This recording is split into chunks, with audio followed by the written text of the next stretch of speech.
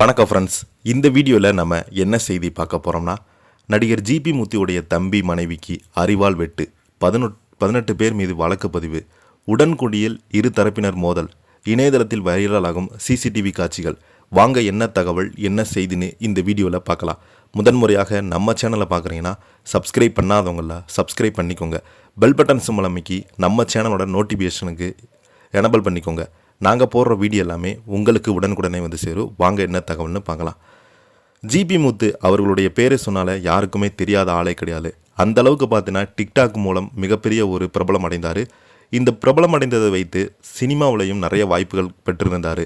தூத்துக்குடி மாவட்டம் உடன்குடி பகுதியில் அருகே கோவில் கட்டுவது தொடர்பான முன்பகையில் ஏற்பட்ட மோதலில் பிரபல யூடியூபரும் நடிகருமான ஜிபி முத்துவுடைய தம்பி மனைவி உள்ளிட்ட 2 பேருக்கு அரிவாள் வெட்டு விழுந்தது பெரும் பரபரப்பை ஏற்படுத்தியுள்ளது. தூத்துக்குடி மாவட்டம் உடன்குடி பெரும்பால்புரம் பகுதியில் வசித்து வருவோர்தான் பிரபல யூடியூபர் திரைப்பட நடிகருமான ஜிபி முத்து. ஜிபி முத்துவின் வீட்டின் அருகே கோவில் கட்டுவது தொடர்பாக அவங்களுக்கு அதே பகுதியைச் சேர்ந்த மற்றொரு தரப்பினருக்கும் இடையே நீண்ட நாட்களுக்கு முன்பாக பகை இருந்து வந்துள்ளது. இந்த நிலையில் கடந்த 20ஆம் தேதி நள்ளிரவில் ஜிபி முத்துடைய வீட்டின் முன்பாக எதிர்த்தரப்பினர் கோழி அறுத்து பலி கொடுக்க பூஜை செய்ததாக சொல்லப்படுகிறது. கோழி பலியிட்டதை ஜிபி முத்துவின் குடும்பத்தினர் தட்டி கேட்டபோது இரு தரப்பினருக்கும் இடையே வாக்குவாதம் ஊற்றி ரொம்பவே கைகலப்பாக மாறினது. ஆத்திரமடைந்த எதிர்த்தரப்பினர் இரும்பு கம்பி மற்றும் அரிவாளால் தாக்கியதில் ஜிபி முத்துவுடைய தம்பி மனைவி அனிதா மற்றும் உறவினர் இளைய பெருமாள் ஆகியோர் இருவருக்குமே பலத்த அரிவாள் வெட்டு விழுந்தது. படுகாயமடைந்து உடனடியாக மீட்கப்பட்டு மருத்துவமனையில் அனுமதிக்கப்பட்டு சிகிச்சை பெற்று வருகிறாங்க.